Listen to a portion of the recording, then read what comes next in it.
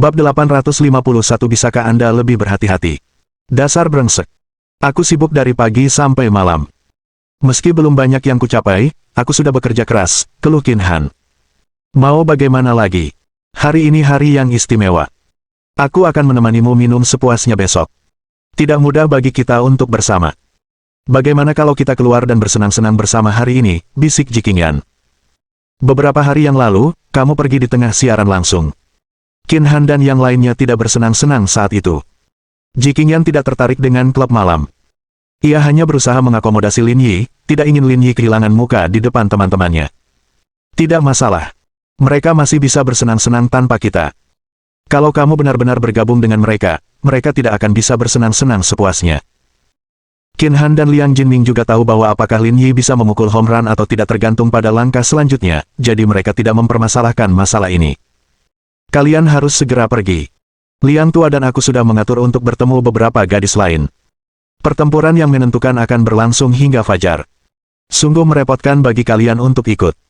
Lihat, apa yang kukatakan. Mereka sama sekali tidak membutuhkan kita.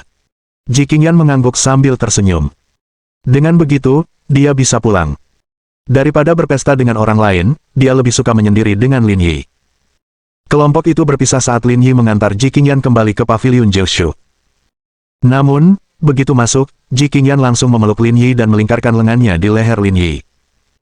Kaki rampingnya melingkari pinggang Lin Yi, dan Lin Yi memanfaatkan kesempatan itu untuk mengangkatnya agar tidak jatuh. Mua, terima kasih atas hadiah Natalnya. Saya sangat menyukainya. Kenyataannya, yang disukai Ji Qingyan bukanlah buket mawar merah menyala yang melambangkan cinta, juga bukan berlian kristal 18 karat. Itulah kejutan yang telah susah payah ia persiapkan bagi dirinya sendiri. Terutama saat mereka berada di bioskop. Tatapan iri orang lain masih segar dalam ingatannya. Rasanya seperti sesuatu yang diambil dari film. Lin Yi terkekeh sambil menggendong Ji Qingyan ke sofa dan menekannya di bawahnya. Selama proses ini, Ji Qingyan tidak melawan dan hanya menatap Lin Yi. Lalu haruskah Nyonya Lin mengungkapkan rasa terima kasihnya? Saat dia berbicara, tangan besar Lin Yi mulai bergerak. Dada Ji Qingyan naik turun, wajahnya memerah, dan napasnya semakin cepat. Kamu, bagaimana kamu ingin aku mengekspresikan diriku? Bagaimana menurutmu? Kamu benar-benar tidak tahan lagi. Wajah Ji Qingyan bagaikan buah persik yang matang, seolah-olah air akan menetes keluar jika disentuh sedikit saja. Ayo, kalau begitu. Ji Qingyan memejamkan mata erat-erat dan menggigit bibirnya. Bahkan tubuhnya gemetar. Dia menghentikan apa yang tengah dilakukannya sementara Lin Yi menatap Ji Qingyan dengan linglung. Setelah sekian lama, setelah menyadari Lin Yi tidak bergerak, Ji Qingyan dengan hati-hati membuka matanya. Kamu nggak tahan lagi, kan? Aku siap. Lin Yi membelai wajah Ji Qingyan. Kurasa kau belum siap. Tidak, aku hanya sedikit gugup. Apa kamu yakin? Saya. Ji Qingyan berhenti bicara. Aku ingin menunggu sampai kita menikah, tapi aku takut kamu tidak bisa menahannya lagi, jadi aku tidak ingin memaksa. Saya ingat dulu, kamu tampak sangat proaktif. Itu tidak benar. Ji Qingyan menjawab dengan wajah memerah. Waktu itu, karena aku tahu nggak akan terjadi apa-apa selama aku lagi menstruasi, jadi mungkin aku cuma bercanda. Lin Yi tidak tahu harus tertawa atau menangis. Jadi, kau sudah merencanakan ini sejak lama? Tidak, jawab Ji Qingyan lembut. Kalau kamu benar-benar sudah tidak tahan lagi, kita bisa melakukannya. Aku tahu kamu tidak akan mengecewakanku. Kamu pasti akan memperlakukanku dengan baik. Ya, Lin Yi mengangguk. Tapi kurasa kau harus benar-benar siap untuk hal semacam ini. Kalau tidak, rasanya tidak pantas bagiku untuk memaksamu. Sudah kubilang, kau hanya punya satu kesempatan. Kalau kau melewatkannya, takkan ada kesempatan lain. Lin Yi mengangguk. Kau tidak bisa terburu-buru. Dengan cincin ini, aku akan bertanggung jawab atasmu seumur hidupku dan melindungimu. Lin Yi. Ji Qingyan berdiri dan memeluk Lin Yi erat sementara air mata mengalir di wajahnya. Sejak kecil, dia berfantasi tentang pertemuan yang indah dan cinta yang bagaikan di negeri dongeng. Sayangnya, kenyataan selalu kacau. Kisah pangeran dan putri hanya ada dalam dongeng. Meskipun demikian, dia tetap merasa beruntung. Karena dia bertemu dengan seorang pria yang dapat memberinya janji seumur hidup. Gadis bodoh, kamu sudah dewasa, tapi kamu masih menangis. Aku cuma mau nangis. Aku nggak bisa nahan. Lin Yi menepuk punggung Ji Qingyan dengan lembut. Saat ini, rasanya tidak pantas untuk mengatakan apapun. Ia hanya perlu menemaninya dengan tenang. Oh benar, aku lupa sesuatu. Ji Qingyan menyeka air matanya saat dia meninggalkan pelukan Lin Yi. Apa itu? Selain kotak besar itu, aku sudah menyiapkan beberapa hadiah lain untukmu. Apakah ini hadiah ganda yang legendaris? Tapi dibandingkan dengan hadiah yang kau siapkan, hadiah yang kuberikan padamu sama sekali tidak cukup baik. Enak atau tidak, tidak masalah. Asalkan kamu menyiapkannya dengan sepenuh hati, Lin Yi menghibur. Harganya tidak penting. Yang terpenting adalah niat di baliknya. Kalau begitu tunggu aku. Aku akan mengambilkannya untukmu. Dia duduk dari sofa, kembali ke kamarnya, dan mengeluarkan tas hitam kecil. Ekspresi Lin Yi berubah ketika dia melihat tas yang dikenalnya. Apakah kalian berempat berkolusi? Dia benar-benar memberinya hadiah yang sama. Mungkinkah tidak ada hal lain yang bisa diberikan selain ikat pinggang? Aku sendiri yang memberimu 4 hadiah berbeda. Kenapa kalian semua memberiku ikat pinggang yang sama? Tidak bisakah kamu lebih berhati-hati? Aku sudah lama memikirkannya dan bingung mau kasih apa. Akhirnya aku pilih ikat pinggang ini. Pasti akan terlihat sangat bagus kalau dipakai dengan pakaian formal. Kamu cacing gelang di perutku ya? Kebetulan aku lagi kekurangan ikat pinggang, terus kamu beliin satu buatku. Dia telah mengucapkan variasi baris ini sebanyak 4 kali, dan berdasarkan pada lingkungan dan karakter yang berbeda, Lin Yi telah menggunakan 4 cara untuk menafsirkan keempat adegan ini. Ini adalah penguasaan detail yang mutlak, pada level pemenang aktor terbaik. Hehe, aku beli ini karena aku lihat ikat pinggangmu sudah tua. Itulah mengapa kau paling mengenalku. Bahkan ibuku pun tak bisa dibandingkan denganmu. Hehe. Kalau begitu aku mandi dulu. Ji Qingyan mengecup pipi Lin Yi. Tunggu aku, kita tidur bersama malam ini. Ji Qingyan pergi ke kamar mandi di lantai atas, dan Lin Yi menatap kosong ke arah ikat pinggang yang diberikan padanya. Wang Ying dan Li Chuan baik-baik saja. Mereka sama sekali tidak keberatan dengan kehadiran Ji Qingyan. Namun, pihak Liang Ruoxu lebih sulit dihadapi. Lagi pula, keluarganya tampaknya tidak mengizinkannya berbagi pria dengan wanita lain. Hal ini dapat dilihat dari sikap Liang Ruoxu saat ini. Lin Yi menggaruk kepalanya. Ini agak sulit sekali. Bab 852 Asal-usul sistem. Keesokan paginya, Ji Qingyan bangun pagi untuk memasak untuk Lin Yi. Baginya, ini adalah urusan yang membahagiakan. Sebentar lagi tahun baru. Kapan kamu berencana kembali ke Yangcheng? Tanyanya saat makan malam. Sekitar tanggal 29, kata Lin Yi, lagi pula, ini tahun baru. Ada banyak hal yang perlu mereka persiapkan. Aku akan kembali dan membantu. Hehe, kalau begitu aku akan pergi denganmu. Hah? Bukankah kamu bilang kamu akan pulang untuk tahun baru? Aku tidak perlu khawatir tentang keluargaku. Aku bisa pergi bersamamu dulu dan kembali tanggal 31. Lagi pula, perjalanan dari Zhonghai ke Yangcheng hanya 2 jam. Aku akan naik pesawat kembali tanggal 31. Bukankah itu terlalu sibuk? Enggak, dulu aku juga pernah perjalanan bisnis, enggak apa-apa. Baiklah, ayo kita pergi bersama. Ibuku bahkan bisa memberimu angpau. Itu uang gratis. Sayang sekali kalau tidak mengambilnya. Ibu Wang dan yang lainnya sudah tua. Seharusnya kita yang memberi mereka uang, oke. Itulah yang kamu katakan, tapi sebagai menantu perempuan mereka, mereka harus memberimu angpau. Ji Qingyan menatap Lin Yi. Apakah kamu mengisyaratkan sesuatu padaku? Batuk, batuk, batuk. Lin Yi terbatuk pelan. Lihat apa yang kau katakan. Bukankah kau menilai seorang pria terhormat berdasarkan kepicikanmu sendiri? Aku tidak menyembunyikan apapun. Aku hanya menjelaskan masalah ini. Ji Qingyan terkekeh. Kalau begitu, ayo kita ke rumahku kalau kamu ada waktu dan minta ibuku memberimu angpau besar. Kemarilah, beri aku tos. Ji Qingyan menutup mulutnya dan tertawa. Kau orang jahat sekali. Meskipun begitu, dia tetap memberi Lin Yi tos. Setelah makan malam, Lin Yi mengirim Ji Qingyan ke kantor dan kemudian pergi ke Ling Yun Group untuk menghabiskan waktu. Dia menghabiskan sepanjang hari memainkan gamenya. Selama periode ini, ia bahkan menerima telepon dari Yan Qi, yang memberitahu Lin Yi tentang rincian program tersebut. Lebih lanjut, ia menjelaskan, perekaman acara tersebut telah ditetapkan pada tanggal 5 Januari. Mereka berencana merekamnya selama 1 bulan, yang berarti mereka akan selesai sebelum tahun baru. Dengan begitu, kami bisa tiba tepat waktu untuk musim pertunjukan varietas festival musim semi. Setelah perhitungan yang cermat, ia menyadari bahwa hanya tersisa 10 hari lagi. Lin Yi tidak bisa menunggu lagi. Ia masih punya misi yang harus diselesaikan. Melalui telepon, Yan Qi juga mengatakan bahwa karena syuting dilakukan di pulau terpencil, kemungkinan besar mereka akan menggunakan perahu di dermaga Wangjiang. Namun, mereka belum memutuskan operatornya. Hal ini bisa dianggap sebagai permohonan diam-diam kepada Lin Yi. Lin Yi tidak peduli dengan masalah sekecil itu, asalkan tidak menunda misinya. Selain itu, ada kabar baik lainnya.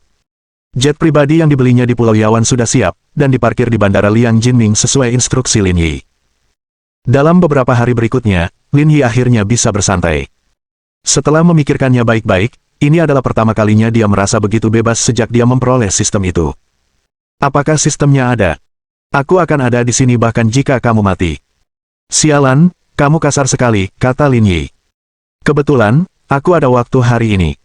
Lagi pula, kita sudah saling kenal lama. Aku akan pergi membeli Maotai. Ayo kita ngobrol dari hati ke hati. Aku mesin tanpa emosi, aku tak bisa jujur padamu. Jangan begitu, kata Lin Yi, kita bertemu di tengah lautan manusia. Ini takdir. Seharusnya kita tidak terlalu banyak mengobrol. Apa yang ingin diketahui pembawa acara? Aku ingin tahu bagaimana kamu sampai di sini. Aku bisa memberitahumu bagaimana kamu mati, tapi aku tidak bisa memberitahumu bagaimana aku ada. Sial, sistem, lelukonmu benar-benar bagus. Sepertinya Douyinmu sudah terinstal. Berapa banyak ruang memori yang kamu punya? Setelah menunggu beberapa menit, sistem tidak mengatakan apa-apa. Lin Yi tahu bahwa pertanyaannya agak melenceng dan menyinggung perasaannya. Sistem, jangan pergi, ayo bicara. Lin Yi berkata, jika aku mati, apakah kau juga akan menghilang? Saya akan. Bukankah kau bilang kau tidak akan mati bahkan jika aku mati? Aku akan menghancurkan diriku sendiri. Menyentuh sekali, kata Lin Yi, kau yakin tidak bisa mengungkapkan asal-usulmu? Apa benar-benar ada peradaban alien di dunia ini? Peradaban prasejarah. Peradaban prasejarah. Lin Yi terkejut.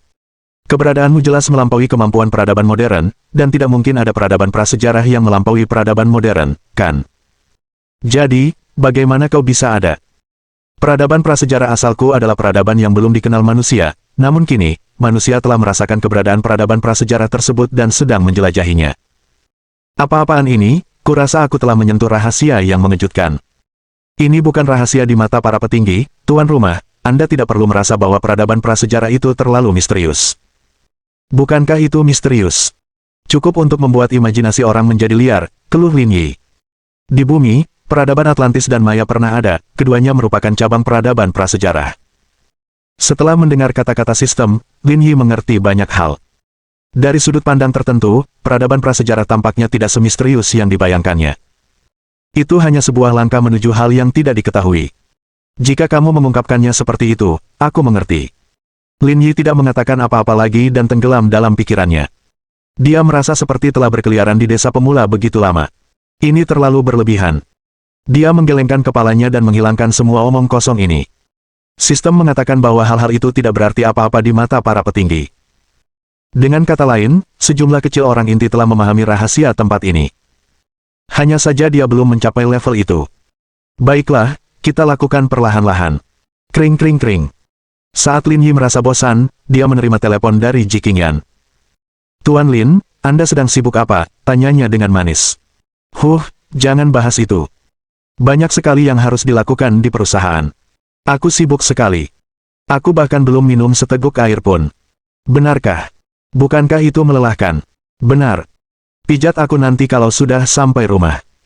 Tapi ku dengar dari Yuan, kamu sepertinya sangat bebas. Sepertinya kamu linglung dan main game sepanjang pagi. Sepertinya kamu tidak melakukan apa-apa. Hei Yuan, apa kau benar-benar ingin dipecat? Lin Yi mengumpat dalam hati dan berpura-pura sedih. Sebenarnya, main game itu melelahkan. Sudah cukup. Aku tidak akan peduli padamu lagi. Ji Qingyan tersenyum. Tapi sekarang, aku punya misi untukmu. Misi apa? Sebentar lagi tahun baru. Aku agak sibuk. Aku harus menyerahkan urusan membeli hadiah padamu. Apa kau benar-benar butuh aku melakukan hal seperti itu? Ibuku sendiri yang mengurusnya. Maknanya berbeda. Ini pertama kalinya aku pulang merayakan tahun baru Imlek bersama Ibu Wang. Kita perlu membeli beberapa barang, tapi kamu tidak perlu repot-repot membeli baju untuk Ibu Wang dan teman-temannya. Aku sudah memilih baju untuk mereka, jadi kamu tinggal pilih hadiah untuk anak-anak, kata Ji Qingyan.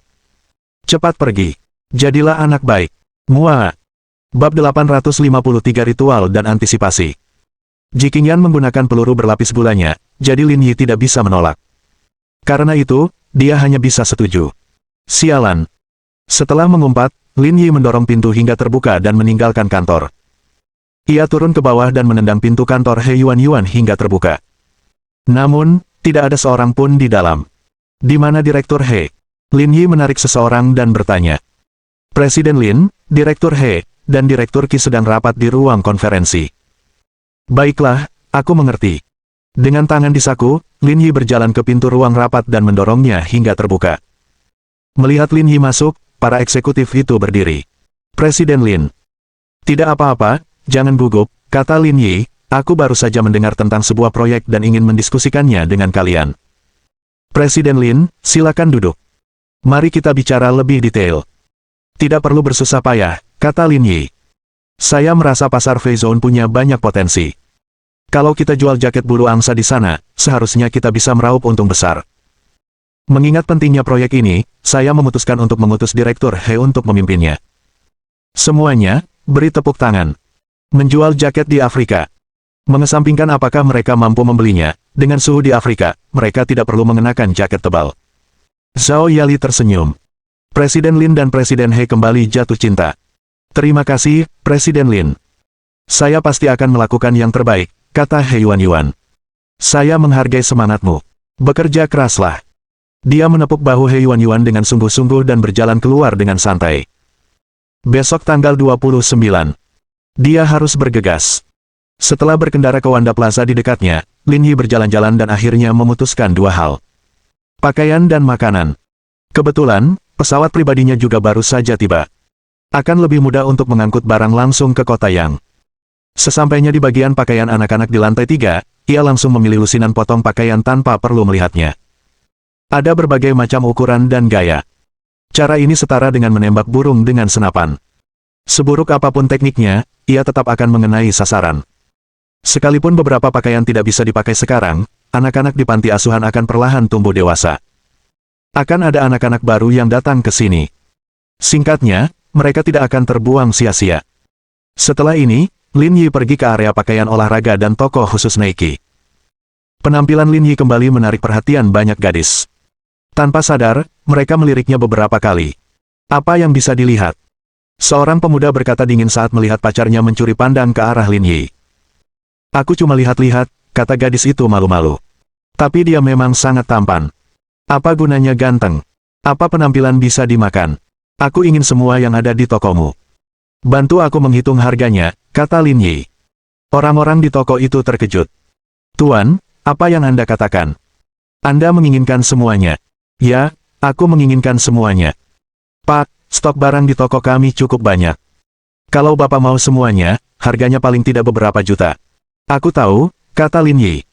Apakah Anda juga mengantar barang? Jika Anda benar-benar membeli sebanyak itu, kami dapat menyediakan layanan pengiriman kepada Anda. Baiklah, setelah kamu selesai berkemas, bantu aku mengirimkannya ke Bandara Xinhua. Baiklah, saya akan membantumu menghitung berapa jumlahnya sekarang. Lin Yi mengangguk dan berbalik untuk pergi, bersiap untuk melihat Adidas. Pak, Bapak tidak mau beli apa-apa lagi. Kenapa Bapak pergi? Toko Anda sudah habis terjual, jadi saya harus pergi ke tempat lain untuk melihat-lihat. Dengan itu, Lin Yi pergi ke toko Adidas. Saya ingin semuanya ada di toko Anda. Baiklah, baiklah, baiklah. Tuan, mohon tunggu sebentar. Saya akan mengemasnya untuk Anda sekarang. Ketika mereka melihat Lin Yi telah membeli kedua toko tersebut, orang-orang yang lewat diam-diam terkejut. Jadi beginilah cara para Taipan berbelanja. Setelah memilih, Lin Yi memilih H dan M dan Zara. Meskipun merek-merek tersebut sangat umum, keduanya sudah cukup untuk anak-anak di panti asuhan. Setelah menghabiskan 10 juta yuan berturut-turut, Lin Yi pergi ke supermarket di lantai dasar 1 dan membeli banyak makanan ringan dan mainan sebelum kembali ke rumah. Lin Yi merasa senang datang ke sini sendirian untuk berbelanja. Jika Jiqingyan datang, siapa yang tahu berapa lama dia harus berbelanja. Tentu saja, malam harinya, Lin Yi menemani Jiqingyan bekerja lembur hingga pukul 10 malam. Ia bahkan membantunya mengurus beberapa dokumen dan menyelesaikan semua pekerjaan untuk beberapa hari ke depan. Apakah semuanya sudah siap? Tanya Jiqingyan dalam perjalanan pulang. Semuanya sudah selesai. Kalau begitu aku akan pesan tiket pesawat. Jiqingyan memainkan ponselnya dan berkata, jangan beritahu Ibu Wang, kita beri dia kejutan. Tidak perlu pesan tiket pesawat. Aku sudah beli jet pribadi jadi kita bisa berangkat kapan saja. Ah, kamu beli jet pribadi. Kamu terlalu tertutup. Ji Qingyan tersenyum. Aku bahkan tidak tahu soal itu. Ini masalah kecil. Saya tidak berani merepotkan Anda, Nyonya Lin. Hehe, kamu benar-benar tahu cara berbicara. Keesokan paginya, Lin Yi dan Ji Qingyan tiba di bandara. Melihat apa yang dibeli Lin Yi tidak tahu harus tertawa atau menangis. Dia membeli semuanya secara acak. Tidaklah dapat diandalkan untuk membiarkan seorang pria pergi berbelanja sendirian. Di masa depan, dia akan melakukannya sendiri. Setelah turun dari pesawat, mereka mendapati truk sudah menunggu di bandara. Setelah memuat barang, mereka langsung menuju panti asuhan. Wang Cuiping sangat gembira melihat Lin Yi dan Ji Qingyan kembali. Orang yang dibawanya kembali kali ini akhirnya adalah menantu perempuannya. Jika tidak, dia harus memberinya pelajaran. Wang Cuiping hanya membagikan sebagian makanan ringan yang dibeli Lin Yi, dan menyimpan sisanya, termasuk beberapa pakaian, di gudang.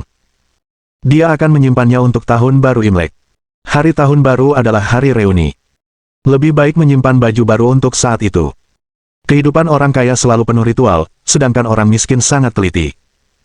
Mungkin tidak semegah upacara, tapi penuh dengan rasa antisipasi. Hanya saja saat Lin Yi masih muda, dia tidak memiliki ekspektasi apapun terhadap pakaian baru. Sebab, dengan kemampuan keuangan panti asuhan, mereka tidak sanggup menanggung pengeluaran sebesar itu. Namun, selama tahun baru, mereka bisa makan sepuasnya. Tidak ada batasan untuk iga babi, ayam, dan sebagainya. Memikirkannya sekarang, Lin Yi masih merasa bahwa itu adalah saat terindah dalam setahunnya. Kaki, kami sedang liburan. Bisakah Kaki mengajak kami bermain? Tanya seorang gadis kecil. Anak-anak tidak memiliki perasaan khusus terhadap hari libur seperti hari tahun baru. Alasan mengapa mereka menyukai hari tahun baru hanyalah karena itu adalah hari libur. Aku akan mengajakmu jalan-jalan besok. Kakai, kamu sendiri yang bilang. Jangan ingkar janji. Lin Yi mencubit wajah gadis kecil itu. Kapan aku pernah berbohong padamu? Muak. Lin Yi berdiri dan melihat sekeliling. Bagaimana kabar Ning Yue? Apa dia baik-baik saja dengan pacarnya? Dia menelepon saya kemarin dan bilang semuanya baik-baik saja. Saya pernah bertemu pemuda itu sebelumnya, dan karakternya cukup baik, tapi dia agak gelisah dibandingkan kamu yang lebih tenang. Ji Qingyan tidak dapat menahan tawa. Seperti yang diharapkan, seorang ibu selalu memandang putranya sebagai yang terbaik. Bab 854 pembongkaran akan segera dimulai. Apa yang kamu tertawakan? Apa ibuku salah bicara? Ya. Kamu yang paling dewasa, kata Ji Qingyan. Kamu sama sekali tidak gegabah. Benar. Kita harus membuatnya belajar lebih banyak darimu di masa depan, kata Wang Cuiping. Baiklah. Menantu perempuanmu masih di sini. Bisakah kamu lebih masuk akal, kata Zhao Kuanfu. Sejak sekolah dulu, dia tidak pernah kalah dalam perkelahian atau pertengkaran, baik secara verbal maupun fisik. Kok dia sempurna di matamu? Apa salahnya memarahi orang dan berkelahi? Kalau laki-laki tidak punya emosi, masih bisa disebut laki-laki, kata Wang Cuiping. Siapa yang tidak memiliki kekurangan? Berhentilah bicara, nanti menantu perempuanmu akan menertawakanmu. Menantu perempuanku tidak akan menertawakanku. Melihat keduanya bertengkar, Ji Qingyan tak kuasa menahan tawa. Ia bertanya-tanya, apakah ia dan Lin Yi akan seperti ini saat mereka tua nanti. Setelah makan siang, Lin Yi membantu Zhao Kuanfu bekerja di panti asuhan. Barang-barang yang rusak diganti dengan yang baru, dan barang-barang yang masih bisa digunakan diperbaiki. Ji Qingyan telah bermain dengan anak-anak sepanjang waktu, dan Wang Dongdong mengikutinya dari belakang sehingga mereka tampak seperti sepasang saudara kandung. Kring. Saat makan malam, telepon Lin Yi berdering. Itu adalah Wu Zhaoyou. Direktur Lin, apakah Anda sibuk? Saya tidak sibuk. Sekretaris Wu, kalau ada yang ingin Anda sampaikan, sampaikan saja. Lin Yi tersenyum sebagai tanggapan, tetapi tidak mengatakan apapun tentang waktunya di Yangcheng. Meskipun ada banyak konflik kepentingan di antara mereka berdua, Wu Zhaoyou tetap sangat baik hati. Ia menangani masalah tersebut tanpa masalah. Namun, Lin Yi tidak suka bersosialisasi, jadi dia tidak menyiarkan jadwalnya. Ada sesuatu yang ingin kukatakan padamu, kata Wu Zhaoyou. Bukankah panti asuhanmu ada di pinggiran kota? Kota ini punya rencana untuk membangun kembali daerah itu menjadi kawasan ekonomi baru. Itu bagus, kata Lin Yi. Ini akan melibatkan pembongkaran. Pemerintah kota bisa saja mengikuti prosedur normal, tetapi Anda harus memberi saya waktu untuk perlahan-lahan mencari tempat baru. Lin Yi sudah lama mengetahui tentang pembongkaran itu. Tak disangka, sudah lebih dari setengah tahun tidak ada kabar. Gampang. Dengan hubungan kita, aku masih bisa membantumu mendapatkan 2-3 bulan lagi. Lagi pula, panti asuhan adalah fasilitas khusus. Pasti akan ada perawatan ekstra untuk menjaganya. Singkatnya, kamu tidak akan menghadapi masalah besar, kata Wu Xiaoyou. Juga, ku dengar kau bilang pacarmu bekerja di bidang properti. Proyek ini bernilai sekitar 2 miliar yuan. Apakah dia akan menerimanya? Bagus sekali. Lin Yi tersenyum. Terima kasih, Sekretaris Wu. Kita bicarakan nanti. Kalau begitu aku akan menunggu kabarmu.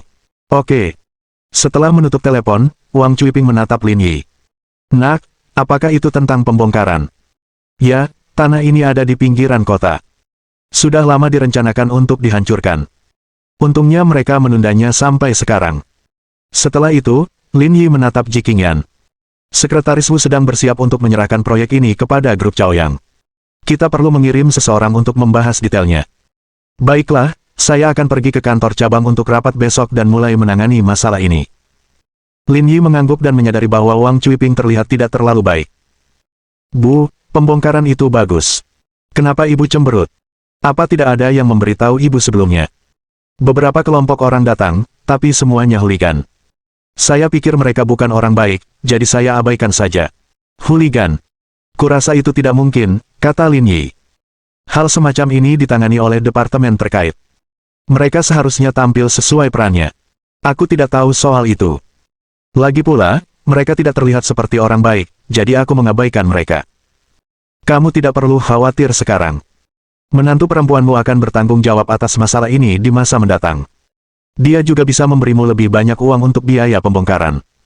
Jangan menindasku karena ketidaktahuanku, kata Wang Cuiping. Ada tarif khusus untuk berapa banyak uang yang dibayarkan per meter persegi. Kalau Anda membayar saya terlalu mahal, menantu perempuan saya akan rugi, lanjutnya. Jangan khawatir, keuntungan di sini cukup besar. Kita tidak akan rugi apapun, kata Lin Yi. Setelah tinggal di sini selama bertahun-tahun, sudah waktunya pindah. Infrastruktur di sini tidak sebaik di kota. Kalian tidak tahu betapa mahalnya harga rumah di kota ini, kata Wang Cuiping. Kalau tempat ini dihancurkan, anak-anak ini akan tinggal di mana? Aku akan menambah bayarannya untuk kalian, kata Lin Yi. Dan pindah ke kota akan memungkinkan anak-anak ini melihat lebih banyak dunia. Jelas lebih baik daripada tinggal di sini. Saya tahu itu, tapi pergi ke sekolah akan menjadi masalah besar, kata Wang Cuiping. Lagi pula, kalian berdua akan segera berkeluarga. Bagaimana mungkin aku masih bisa meminta uang padamu? Bibi Wang, kamu terlalu banyak berpikir. Ji Qingyan memegang tangannya. Aku sudah menabung cukup banyak selama bertahun-tahun. Bahkan jika aku dan Lin Yi tidak bekerja lagi, kami masih punya cukup uang untuk hidup kami. Kami tidak akan mempermasalahkan jumlah ini. Jangan khawatir, habiskan saja. Benar. Uang yang kusumbangkan untuk amal sudah cukup untukmu membeli sebidang tanah lagi, kata Lin Yi. Aku juga akan membantumu menghubungi sekolah. Kamu tidak perlu khawatir. Wang Cuiping menyeka air matanya. Kalau begitu, aku harus mengandalkanmu. Kamu sudah dewasa, kenapa menangis? Apa kamu tidak malu? Lin Yi menyeka air mata Wang Cuiping dan tertawa.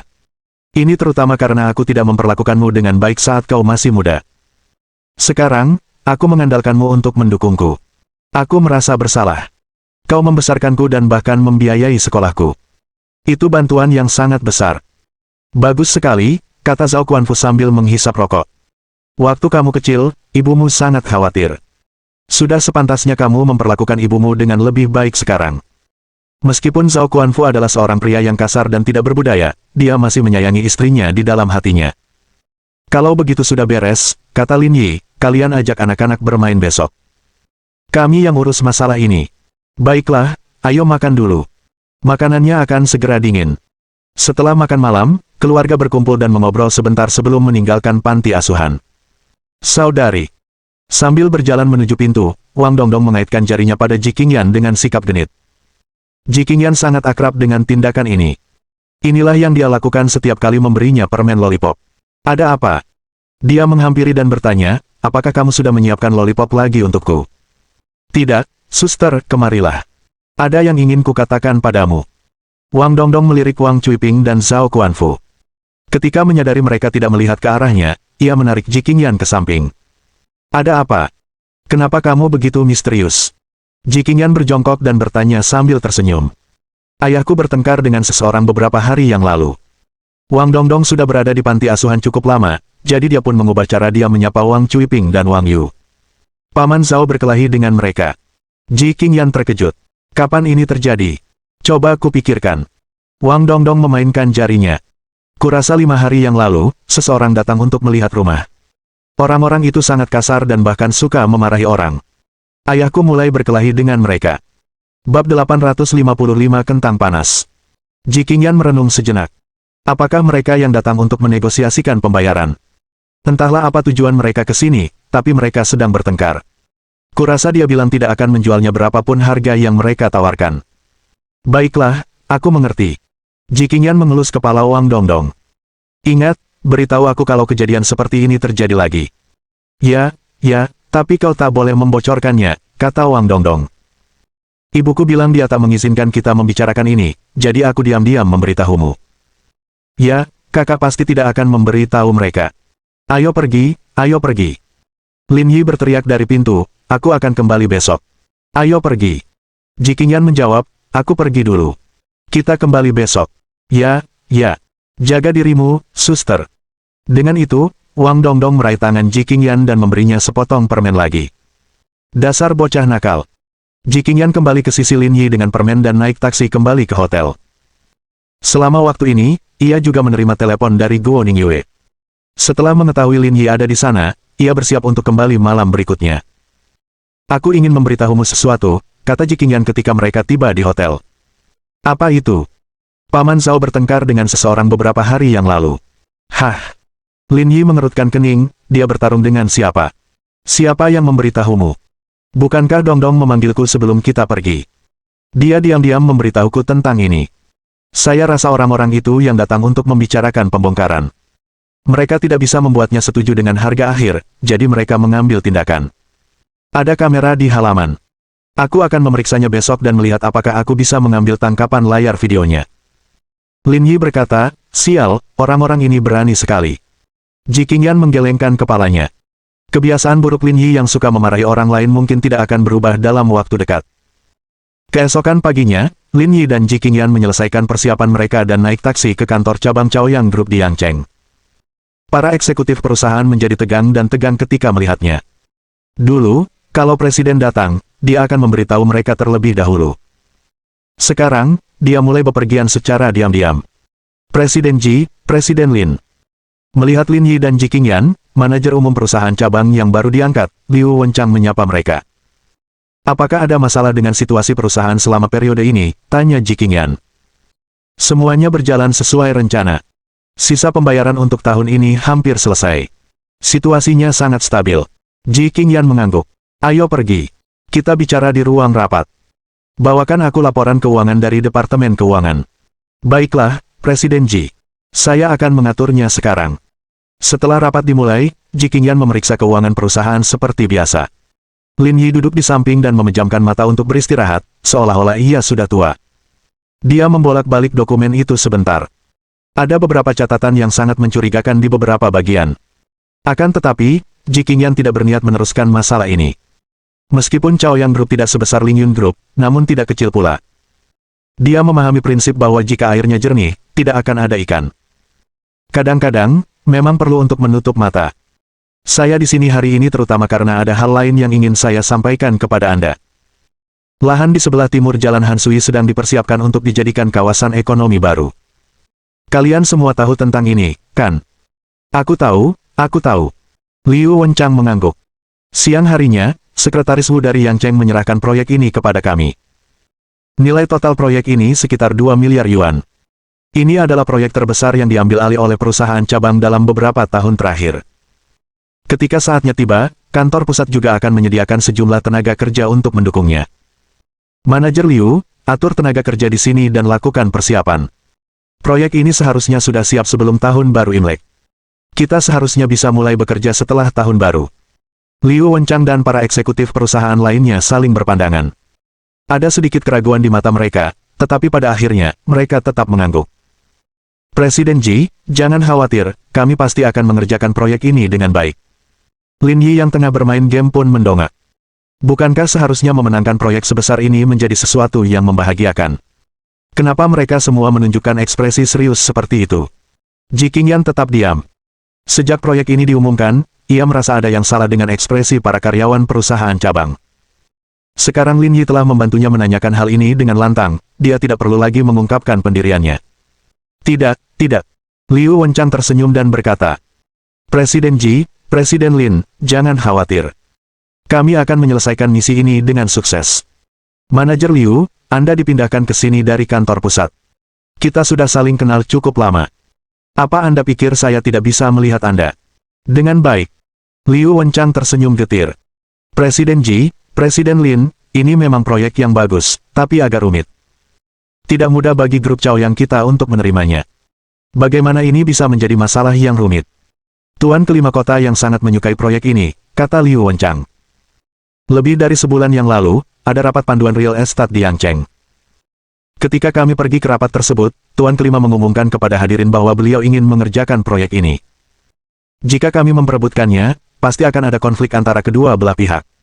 Siapa orang ini? Apakah dia sangat kuat? Sangat mengesankan. Liu Wenchang mengangguk dan berkata, namanya Wu Tianfu. Semua orang di dunia bawah memanggilnya Tuan kelima. Dia tokoh nomor 1 di Yangcheng. Dia mengambil alih semua proyek legal dan ilegal. Selain itu, kami juga sedang menangani proyek yang sedang berjalan di Binhai Forest View. Dia ingin menugaskan perusahaan manajemen propertinya sendiri untuk menanganinya, tetapi kami tidak setuju. Singkatnya, hubungan kami cukup tegang. Jika kami benar-benar mendapatkan proyek di kawasan ekonomi baru ini, akan sulit untuk berbisnis di Yangcheng di masa mendatang. Telah berkecimpung di industri real estate selama bertahun-tahun, Ji Qingyan sangat akrab dengan pemandangan ini. Dari awal sampai akhir, industri ini tidak pernah bersih. Menurutmu apa yang harus kita lakukan? Ji Qingyan menanyakan pendapat Lin Yi.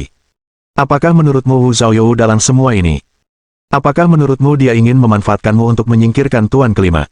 Kamu terlalu banyak berpikir. Pertama-tama, dia tidak punya nyali untuk mempermainkanku. Kedua, dengan statusnya saat ini sebagai kepala, tidak ada seorang pun yang tidak berani dia hadapi di kota Yang. Ketiga, dia memberi saya proyek ini karena dia ingin lebih dekat dengan saya. Di levelnya, dia sudah lama berhenti memanfaatkan orang lain untuk melakukan pekerjaan kotornya. Lin Yi yakin dengan tebakannya. Tak perlu disebutkan alasan lainnya. Hanya fakta bahwa Liang Ruoxu berdiri di belakangnya sudah memastikan pihak lain tidak berani memiliki niat buruk terhadapnya.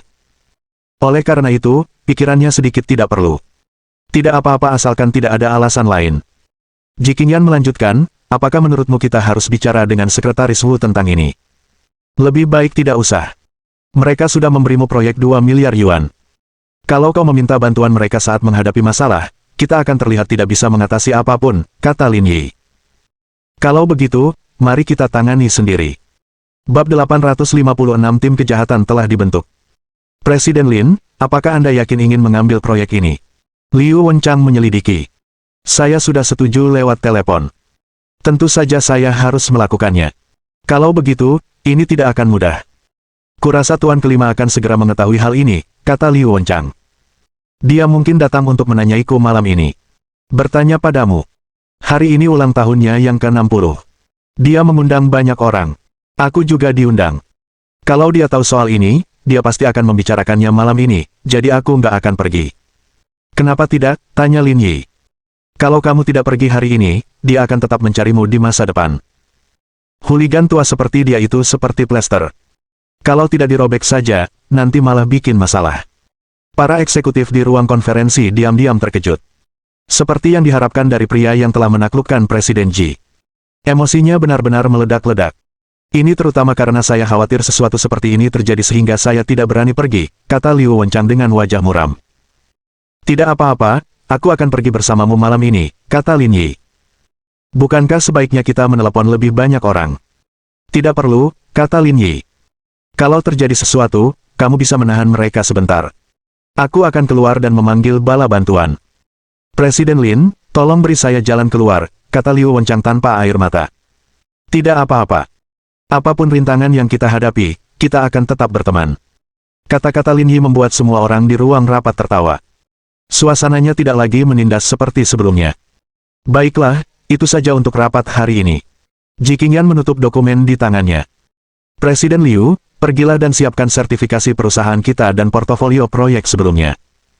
Pilih yang nilainya lebih dari 1 miliar yuan. Mari kita pergi dan bertemu Sekretaris Wu untuk membahas ini lebih detail. Baik, Presiden Ji. Saya pergi sekarang. Sekitar setengah jam kemudian, mereka bertiga pergi menemui Wu Zhaoyou dengan kualifikasi yang relevan. Mengetahui Lin Yi ada di sini, pihak lain cukup antusias. Ia mengesampingkan semua pekerjaannya dan keluar untuk menyambut Lin Yi. Ia bahkan mengatur makan siang. Namun, pada akhirnya, Ji Qingyan lah yang membayarnya. Upacara-upacara diam-diam itu dilakukan dengan sangat indah. Pukul 4 sore, mereka berempat keluar dari restoran. Wu Zhaoyou ingin mengatur sesi berikutnya, tetapi Lin Yi menemukan alasan untuk menolaknya. Kalau ada acara sosial seperti ini, kalau tidak disuruh berhenti, mereka akan terus melanjutkan sampai subuh. Ditambah dengan fakta bahwa dia benar-benar punya sesuatu malam ini, Lin Yi menolak niat baik Wu Zhaoyou. Kapan pesta ulang tahun dimulai malam ini?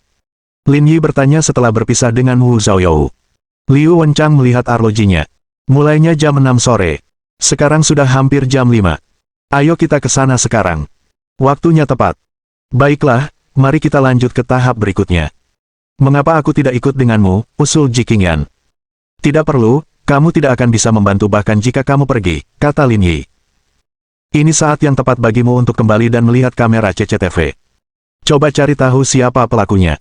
Kau yakin tidak membutuhkanku? Ji Qingyan bertanya lagi, masih khawatir.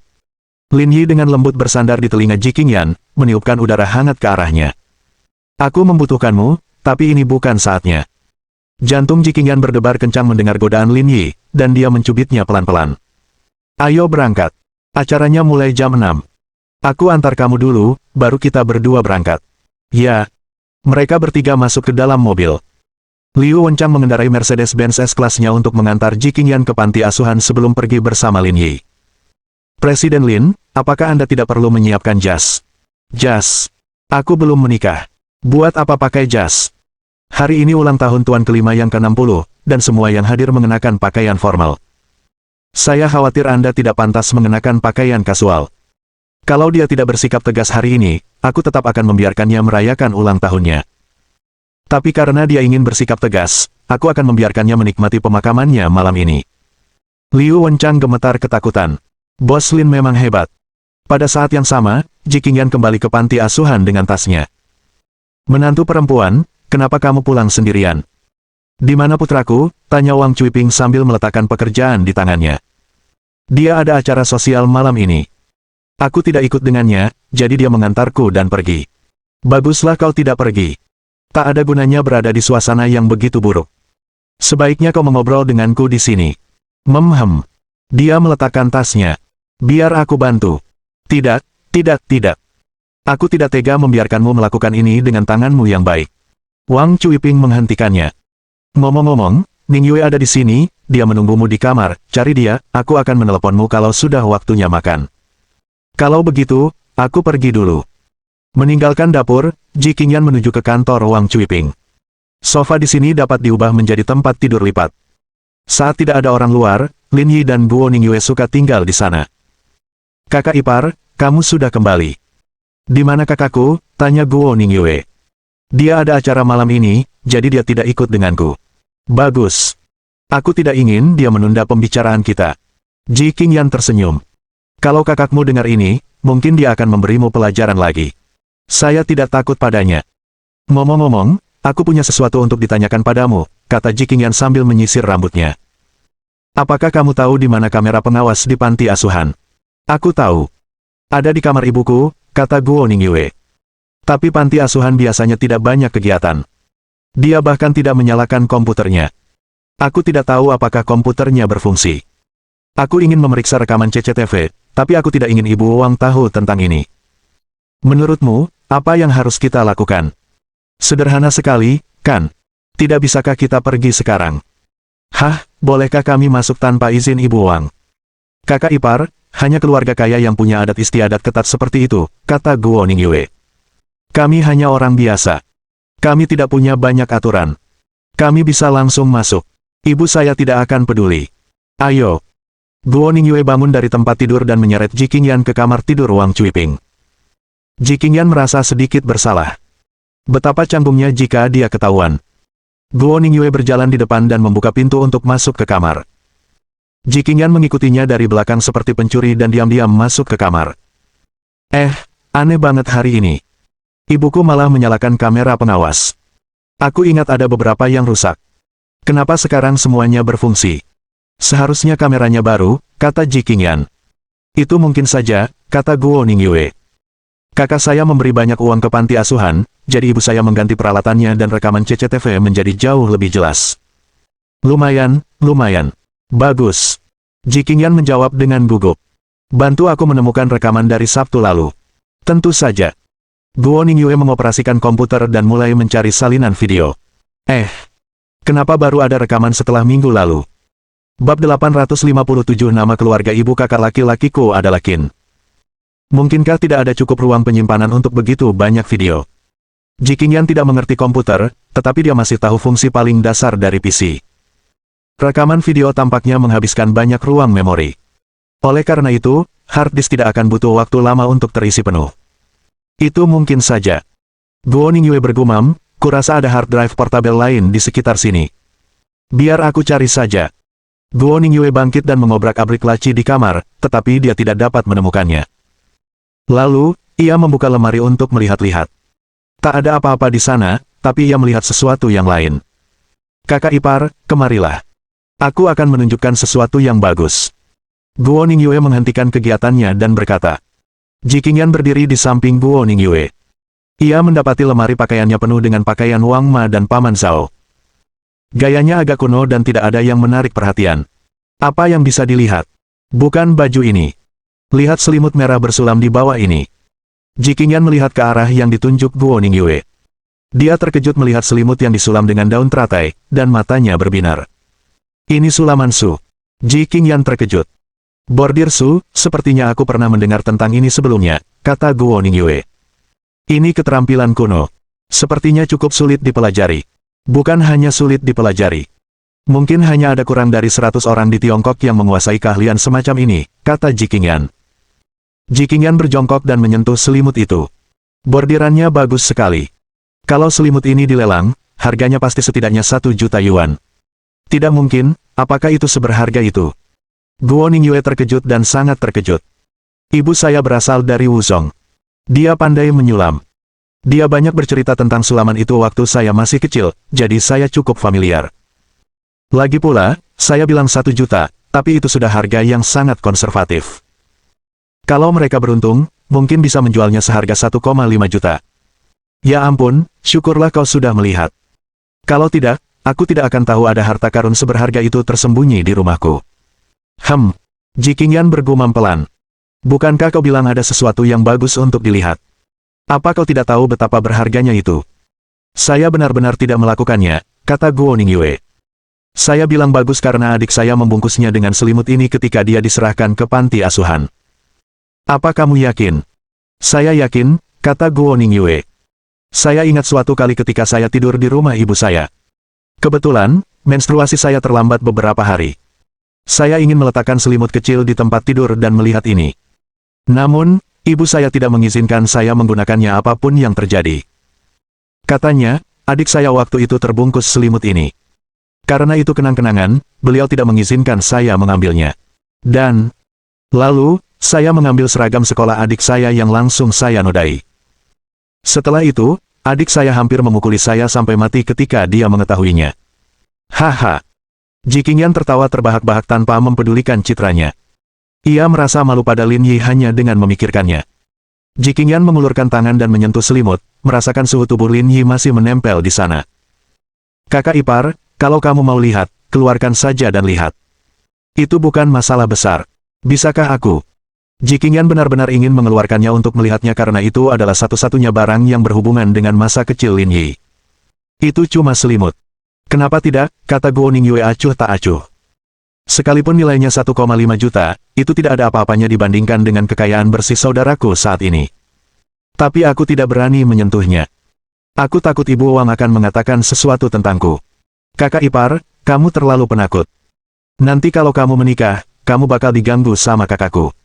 Kakakmu sekarang sering menindasku. Terkadang dalam hidup, kita harus mengambil risiko dan menghadapi konsekuensinya. Lebih baik menghadapi konflik-konflik ini sekarang, meskipun itu berarti bertengkar, karena kita akan menuai hasilnya dalam 18 tahun. Sambil berbicara, Guo Ningyue mengeluarkan sepasang selimut bersulam merah. Iya, hati-hati, kata Ji Qingyan. Ini satu-satunya yang tersisa dari kakakmu. Tidak apa-apa. Tidak bisa dipatahkan. Guo Ningyue yang riang tidak terlalu khawatir. Ia membuka selimut agar Ji Qingyan bisa melihatnya dengan jelas.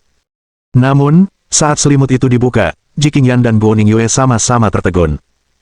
Ini karena sebuah amplop yang sudah lama menguning terjatuh dari bawah selimut. Ada sedikit cat merah di atasnya. Pada lilin tersebut, terdapat karakter tradisional Tiongkok, Qin. Kedua ipar itu saling berpandangan dengan heran. Mereka tak menyangka ada surat tersembunyi di balik selimut. Kakak ipar, surat ini agak aneh. Ternyata tidak disegel dengan lem. Benda ini namanya lilin. Dulu digunakan oleh keluarga kaya, kata Ji Qingyan. Ketika saya masih sekolah, untuk mengikuti sejarah dan budaya sekolah, Universitas Xian menyegel surat rekomendasi kelulusan kami dengan lilin. Namun, amplop ini agak tua. Sepertinya sudah lama sekali. Lagi pula, kata Qin di atasnya terlihat sangat mengesankan, seperti dalam drama-drama kuno. Dia jarang menonton drama televisi, tetapi dia telah membaca banyak buku sejarah. Memang benar bahwa semua keluarga kaya di Huaxia kuno menulis surat seperti ini. Kata Qin di atasnya mewakili identitas orang yang menulis surat tersebut. Kakak ipar, tiba-tiba aku teringat sesuatu, kata Guo Ningyue dengan gugup sambil menelan ludah. Pertanyaan apa? Kamu tadi bilang pola di selimut itu sulaman su.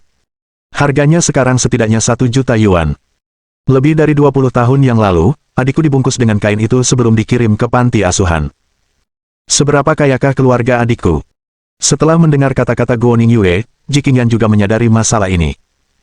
Lebih dari 20 tahun yang lalu, mereka menggunakan selimut sulaman su sebagai selimut bayi. Berdasarkan hal ini, orang akan berpikir bahwa mereka kekurangan uang. Setidaknya, keluarganya sendiri tidak akan pernah semewah itu. Tapi nama keluarga kakakmu Lin. Bagaimana kamu menjelaskan kata, Qin? Aduh, kakak ipar, kamu memang pintar sepanjang hidupmu, tapi terkadang kamu bisa jadi linglung, kata Guo Ningyue. Itu berarti nama keluarga ibu saudara laki-lakiku adalah Qin. Ji Qingyan mengerutkan bibirnya. Tentu saja dia juga memikirkan hal ini. Namun, Ibu Lin Yi adalah nyonya rumah keluarga Lin. Ketika menulis surat, ia seharusnya menulis kata, Lin, bukan, Qin. Kakak ipar, menurutmu apakah mungkin identitas kakakku tercatat di dalam surat ini? Aku pikir itu mungkin. Bagaimana kalau kita membukanya dan melihatnya? Aku tidak berani. Aku takut Ibu Wang akan sedih. Tidak apa-apa, kata Guo Ningyue. Paling-paling, biarkan saja dia memarahiku. Aku akan menanggung kesalahanmu. Lebih baik tidak usah. Sudah bertahun-tahun, tapi Ibu Wang belum juga membukanya. Dia jelas tidak ingin orang lain melihatnya. Kalau kamu membukanya, Ibu Wang pasti akan marah. Tapi aku penasaran. Meskipun kamu penasaran, kamu tidak bisa membukanya. Terlalu kasar. Baiklah, aku akan mendengarkanmu. Ayo kita kembalikan barang-barangnya dan lanjutkan mencari hard drive-nya. Tepat saat mereka berdua tengah mengemasi selimut, mereka tiba-tiba melihat Wang Cuiping masuk. Menantu perempuan, Xiao Yue, keluarlah untuk makan malam. Bab 858 membuka surat. Ji Qingyan dan Guo Ningyue tercengang saat melihat Wang Cuiping masuk. Wang Cuiping juga tercengang. Melihat Wang Cuiping masih memegang spatula di tangannya, Ji Qingyan berdiri dengan gugup di belakang Guo Ningyue, takut dia akan menggunakan spatula untuk menamparnya. Apa yang kalian lakukan? Tanya Wang Cuiping. Ketika kami mencari sesuatu di sini, kami melihat selimut ini dan kemudian surat ini, kata Guo Ningyue dengan murah hati. Kalian berdua benar-benar tahu cara menggali sesuatu. Kalian bahkan bisa menemukan ini, kata Wang Cuiping sambil tersenyum. Jelas, dia tidak marah. Ji Qingyan merasa sedikit lebih tenang. Seperti yang dikatakan Guo Ningyue. Mereka semua adalah orang biasa dan tidak begitu peduli dengan aturan-aturan ini. Bagi Wang Cuiping, hal ini tidak sepenting yang layak dimarahi. Tentu saja, dia tidak akan membuat keributan besar. Apalagi, salah satu dari mereka adalah menantu perempuannya.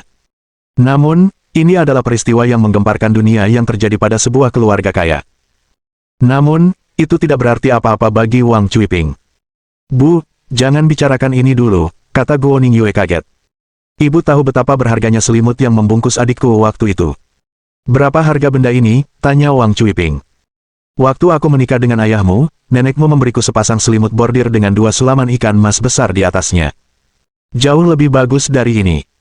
Ya, tapi itu sudah ketinggalan zaman, kan? Tidak bisa mengikuti tren modern, kan, kata Guo Ningyue. Kakak iparku baru saja bilang kalau benda di situ namanya sulaman su. Beda dengan sulamanmu. Harganya setidaknya 1 juta yuan. Ya ampun, ini beneran. Seberharga itu. Tentu saja, Wang Cuiping juga terkejut. Saya tidak pernah menganggapnya sebagai sesuatu yang baik. Saya hanya ingin menyimpan surat itu sebagai kenang-kenangan atau semacamnya. Itulah sebabnya aku baru saja membicarakannya dengan kakak iparku. Keluarga kakakku pasti kaya raya waktu itu. Tentu saja, kata Wang Cuiping. 1 juta yuan sekarang hampir sama dengan 100.000 yuan 20 tahun yang lalu. Bayangkan betapa berharganya selimut anak-anak. Bahkan keluarga kaya zaman sekarang pun mungkin tidak melakukan hal seperti itu. Ji Qingyan berpikir sejenak. Bahkan dengan kekayaan yang dimilikinya dan Lin Yi, mereka mungkin tidak akan menggunakan selimut semahal itu saat mereka punya anak nanti. Apalagi ini sudah terjadi lebih dari 20 tahun yang lalu. Seberapa kayakah keluarga Lin Yi? Bu, jangan bahas ini. Guo Ningyue memegang amplop kuning itu. Ibu sudah menyembunyikan surat ini lebih dari 20 tahun, tapi belum pernah membukanya. Masih ada lumpur di sana. Aku belum pernah membukanya. Yah, kamu penasaran kan? Saya sangat penasaran ketika masih muda, kata Wang Cuiping. Tapi surat ini dititipkan ibunya untuk kakakmu. Aku tidak pantas membacanya, jadi aku tidak berani menyentuhnya. Seiring berjalannya waktu, aku berhenti memikirkannya. Tapi adikku sudah berumur 20-an. Kenapa kamu tidak memberikannya saja? Saya begitu sibuk setiap hari sampai-sampai saya hampir tidak punya waktu untuk bernapas. Bagaimana saya bisa punya waktu untuk memikirkan hal ini, kata Wang Cuiping. Tapi ide awalnya adalah memberikan surat ini kepada kakakmu saat dia sudah berkeluarga dan menemukan karir. Aku benar-benar lupa. Aku tidak menyangka kalian berdua akan menemukannya lebih dulu. Cek, cek, cek. Guo Ningyue berkata, Bu, hubungan antara kakak laki-laki dan kakak iparku sudah pasti. Cepat atau lambat kita akan menjadi keluarga. Bagaimana kalau kita buka saja sekarang? Itu tidak akan berhasil. Kakakmu tidak ada di sini. Bagaimana kita bisa membukanya tanpa dia? Bukankah kakak iparku ada di sini? Dia mungkin akan segera menikah dengannya. Tidak apa-apa untuk melihatnya sekarang. Itu tidak akan berhasil, kata Wang Cuiping. Kalau kamu benar-benar ingin melihatnya, tunggu saja sampai kakakmu kembali dan membacanya bersama. Adikku dikirim ke sini waktu dia masih beberapa bulan. Lagi pula, dia sangat licik. Apa menurutmu dia mau membacanya, gertak Guo Ningyue. Kurasa kita harus memeriksanya dulu. Kalau tidak ada apa-apa di dalamnya, kita serahkan saja ke saudaraku supaya dia tidak resah. Benar. Wang Cuiping mengangguk. Aku ingat dulu, waktu aku cerita ke kakakmu tentang orang tuanya, reaksinya luar biasa. Baiklah, aku sudah memutuskan. Kita bertiga akan membuka surat ini. Hehe, itu pekerjaan buatku. Wang Cuiping memiliki kepribadian yang riang dan pola pikir tradisional yang kuat. Sekalipun aku berbuat salah, aku tetap ibunya. Mana mungkin dia marah padaku. Tapi jangan buka surat ini. Biar kakak iparmu yang membukanya, kata Wang Cuiping. Kurasa tidak apa-apa. Lagi pula, mereka dari keluarga yang sama, kata Guo Ningyue. Kalau kakak iparku yang menghancurkannya, sama saja dengan kakakku yang menghancurkannya. Aku tidak berani, kata Ji Qingyan. Bukankah kalian mencoba menjadikanku kambing hitam? Bukankah kamu dan saudaraku berasal dari keluarga yang sama? Bagaimana kami bisa menjadikanmu kambing hitam? Itu bukan milikku, bagaimanapun juga. Bukankah kau bersikap seperti orang luar dengan mengatakan ini? Karena kau menikah dengan saudaraku, kita adalah keluarga. Apa yang menjadi miliknya adalah milikmu, jadi tidak masalah sama sekali jika kau membuka surat ini. Aku setuju, kata Wang Cuiping. Kecuali kau tidak mau menikah dengan putraku. Ibu dan anak itu memojokkannya. Tidak, bukan itu. Kalau begitu, mari kita buka sekarang. Bagaimana jika Lin Yi marah? Beraninya dia, kata Wang Cuiping, kalau dia berani marah, aku akan mematahkan kakinya. Ji Qingyan tidak punya pilihan selain menerima takdirnya. Yue kecil, pergi dan cari gunting. Aku ingin lilinnya tetap menempel. Tunggu saja. Ada di laci. Guo Ningyue berbalik dan mengeluarkan gunting. Setelah itu, Ji Qingyan dengan hati-hati memotong penutupnya. Dia mengeluarkan surat yang agak menguning itu seolah-olah dia baru saja membuka sebuah harta karun. Bahkan orang kasar seperti Wang Cuiping merasakan sedikit kegugupan. Tidak seorang pun tahu apa yang terekam di dalamnya.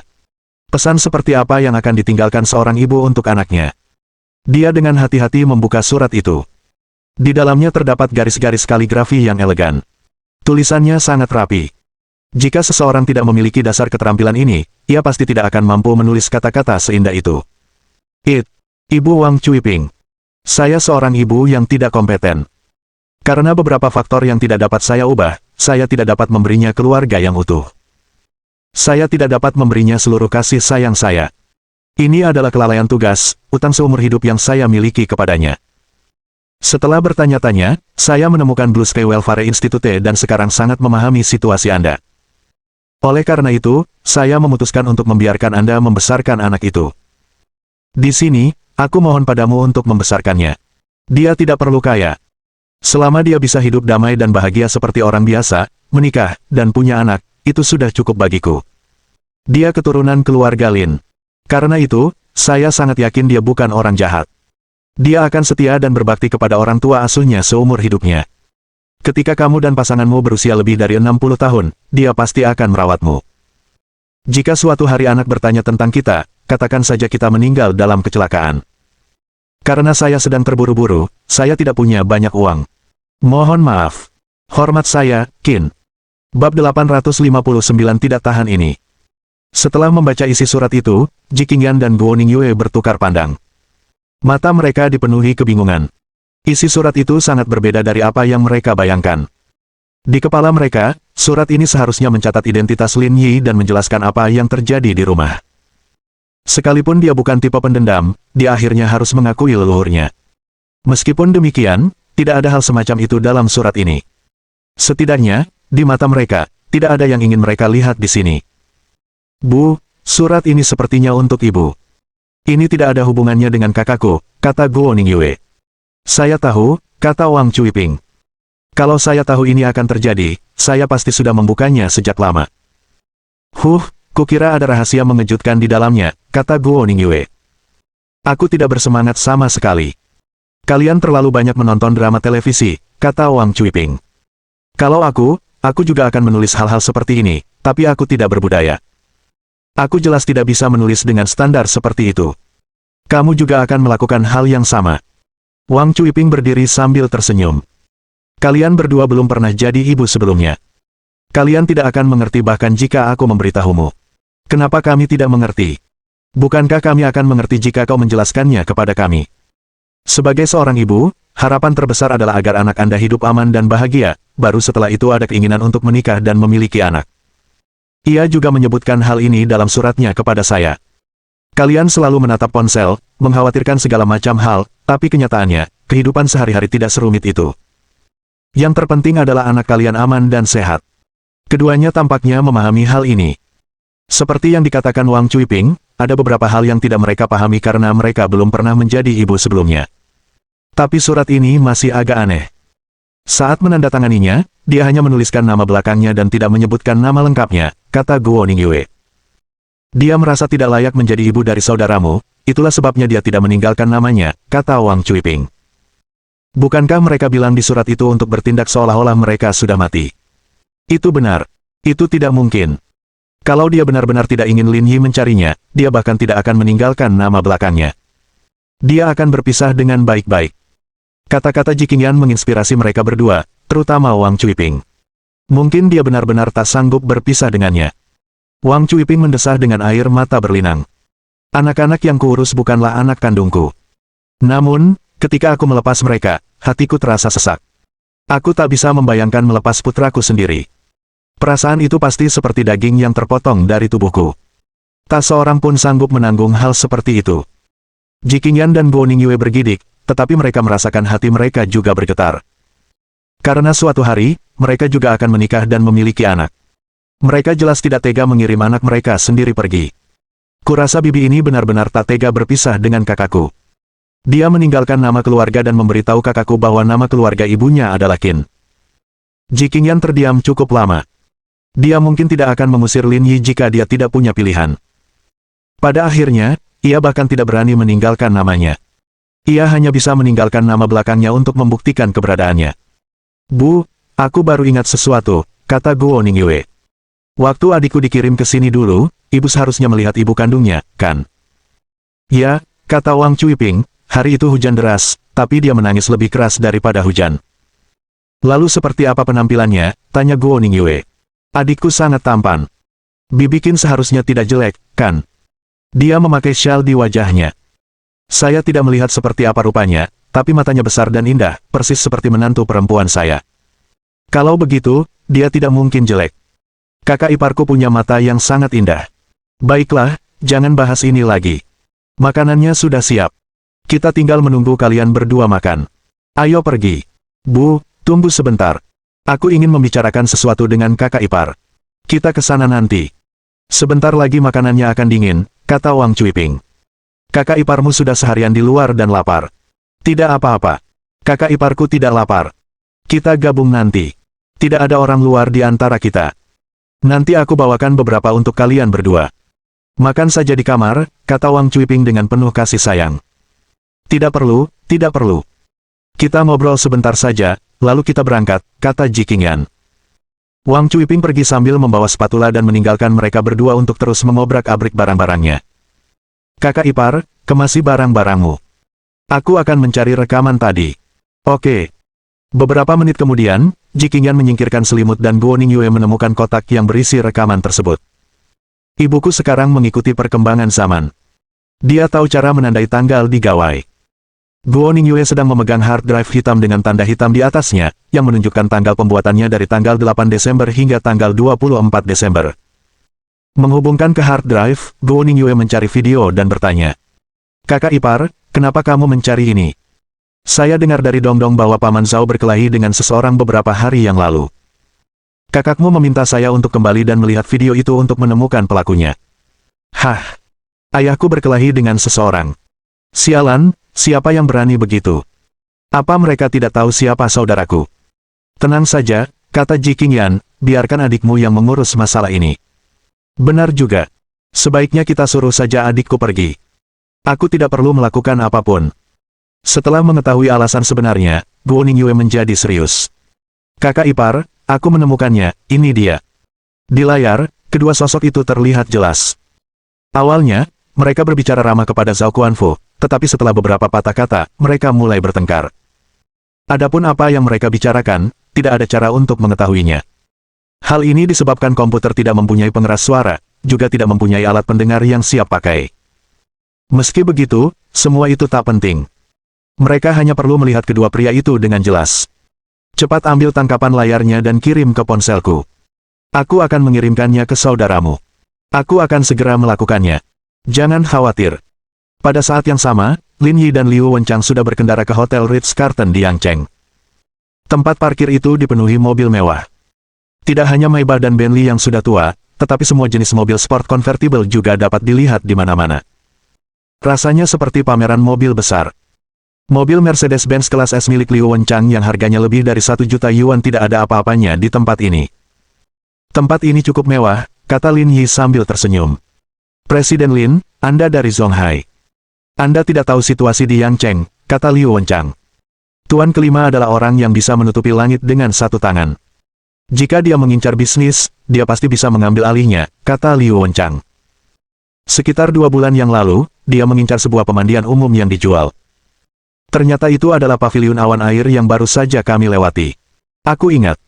Tapi akhirnya, dia merebutnya dan bahkan memaksa pemilik toko yang cantik itu untuk tidur dengannya.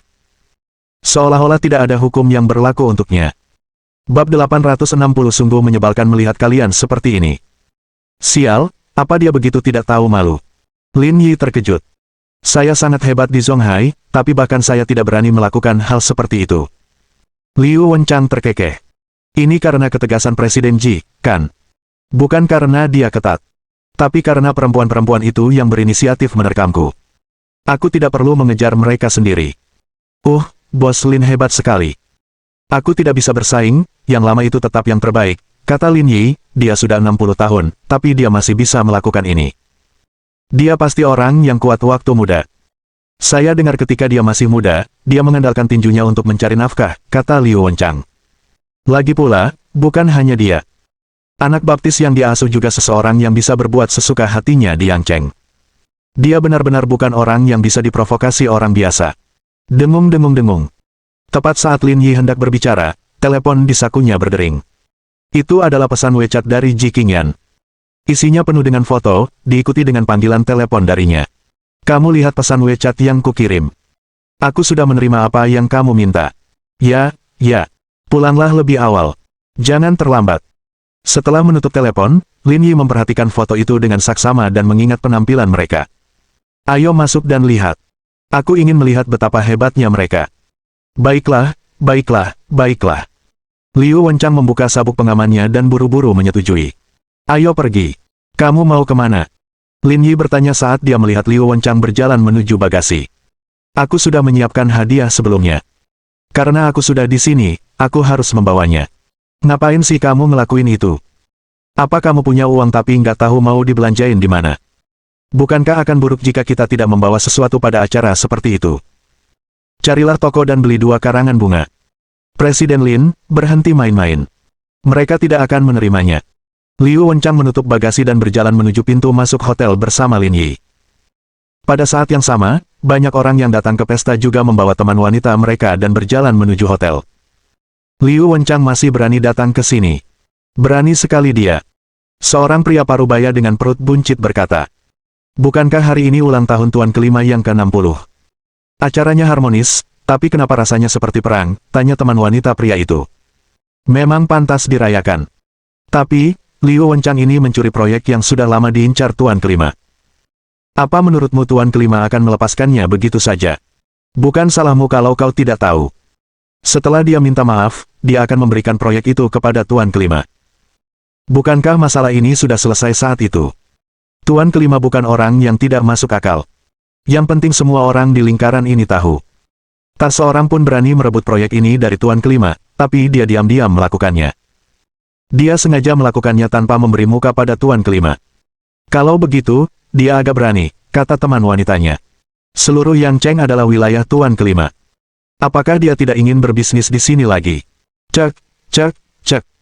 Pria parubaya itu menyentuh dagunya. Akan ada pertunjukan yang bagus malam ini. Lin Yi dan Liu Wenchang tidak mendengarkan diskusi apapun dan langsung berjalan ke pintu hotel. Tuan, tolong tunjukkan undangan Anda, kata wanita cantik berbusana Chongsam yang berdiri di pintu. Bukankah ini hotel? Apa aku tidak boleh masuk tanpa undangan? Melihat lelaki tampan yang berdiri di depannya, kesabaran si cantik berbusana Chongsam pun meningkat. Pak, begini.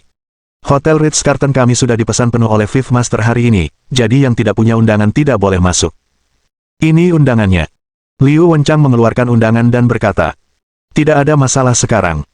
Si cantik berbusana Chongsam tersenyum meminta maaf dan berkata pada Liu Wenchang. Tuan, Anda boleh masuk, tapi jangan pria ini. Kenapa tidak? Bukankah katanya aku boleh membawa 2 teman lagi? Ini bukan soal membawa pendamping. Pria ini tidak mengenakan pakaian formal. Menurut aturan, dia tidak diizinkan masuk. Aturan macam apa ini? Kenapa dia tidak boleh masuk tanpa mengenakan pakaian resmi? Ini aturan yang ditetapkan oleh tuan kelima. Kami juga mematuhi aturannya. Saya harap Anda mengerti. Mendengar nama tuan kelima, Liu Wenchang tak berani berkata apa-apa.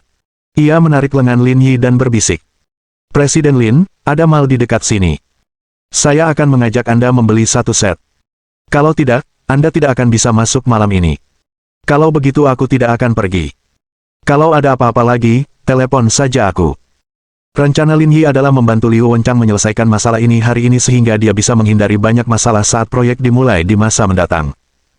Akan tetapi, karena dia ditolak, tidak perlu lagi memaksa masuk. Dengan baik, Liu Wenchang ingin menangis, tetapi tidak ada air mata. Apa yang akan terjadi padanya di masa depan jika dia pergi? Zonghai sangat jauh dari Yangcheng. Kamu tidak akan bisa langsung datang ke sini. Yo, bukankah ini Presiden Liu? Kebetulan sekali bertemu denganmu di sini. Mendengar seseorang berbicara, Liu Wenchang mendongak dan melihat seorang pria muda berjas berjalan mendekat dari jauh. Lin Yi juga melihat orang yang berbicara. Dia berusia 30-an dan mengenakan setelan jas biru tua yang rapi. Rambutnya disisir ke belakang, dan temperamennya sangat baik. Siapa orang ini? Tanya Lin Yi dengan santai. Dia adalah putra guru kelima, Wu Jinsong. Liu Wencang menjawab dengan lembut. Lalu, ia berjalan ke arah Wu Jinsong dan mengulurkan tangannya dengan antusias. Tuan Wu, lama tidak bertemu. Wu Jinsong berdiri di tempatnya dan tidak bergerak, dia juga tidak menunjukkan niat untuk mengulurkan tangannya. Ada apa? Dia sudah sampai di luar, kenapa dia masih berdiri di sini? Liu Wencang dengan canggung menarik tangannya dan berkata sambil tersenyum. Presiden Lin kami datang ke Yangcheng. Saya ingin menghadiri jamuan makan bersamanya, tetapi beliau dihalangi di luar karena tidak mengenakan setelan jas resmi. Jadi begitulah yang terjadi, Wu Jinsong tersenyum dan berkata. Jangan khawatirkan yang lain. Kalian berdua boleh masuk. Kalian tokoh utama hari ini. Kalau kalian dihalangi di luar dan tidak bisa masuk, pesta ulang tahun ini akan jadi sia-sia. Liu Wencang panik, dan ekspresinya menjadi gugup. Pada saat yang sama, para hadirin lainnya dalam perjamuan itu berdiri terpaku di tanah, menunggu untuk menyaksikan pertunjukan. Kedua orang ini sungguh berani. Mereka tidak hanya mencuri proyek orang lain, tetapi mereka juga datang ke sini dengan meriah. Bukankah ini seperti berjalan langsung ke kandang singa? Orang-orang ini sungguh luar biasa. Mereka mungkin bahkan tidak akan mampu menghadapi Wu Jinsong tanpa bantuan guru kelima. Tuan Wu, Anda pasti bercanda. Kami hanya orang-orang kecil. Kami sudah merasa sangat terhormat diundang ke sini. Bagaimana kami bisa dianggap sebagai tokoh utama? Memang benar, tapi operasi rahasia perusahaanmu sedikit membayangi tuan rumah. Karena itu, kalian sudah menjadi tokoh utama perjamuan ini. Kurasa ayahku harus mengobrol denganmu. Ini. Liu Wencang tergagap cukup lama, tetapi dia tidak dapat memberikan penjelasan. Di sisi lain, tatapan Wu Jinsong tertuju pada Lin Yi. Saudaraku, apakah Anda orang yang bertanggung jawab atas grup Chaoyang? Dari sudut pandang tertentu, kau bisa menganggapnya seperti itu, kata Lin Yi ringan. Apakah kamu mengambil sebidang tanah di zona ekonomi baru itu? Itu benar. Wu Jinsong tersenyum dan mengacungkan beberapa jempol pada Lin Yi. Anak muda, kau punya nyali. Bahkan biksu asing pun berani datang ke tempat kita untuk menaklukkan kita. Kau pasti sangat cakap. Jangan sarkastis begitu. Nggak ada gunanya ngomong-ngomong kosong. Melihat kalian seperti ini saja menyebalkan. Mohon dukungan dari omom ante-ante sekalian, buat subscribe atau sharekan novel Mimin ke Facebook kalian, agar channel Mimin bisa terus berkembang. Dengan begitu, Mimin bisa lebih semangat untuk up novel seru lain ke depannya. Buat teman-teman yang sudah subscribe dan sharekan novel Mimin, Mimin ucapkan terima kasih sebanyak-banyaknya.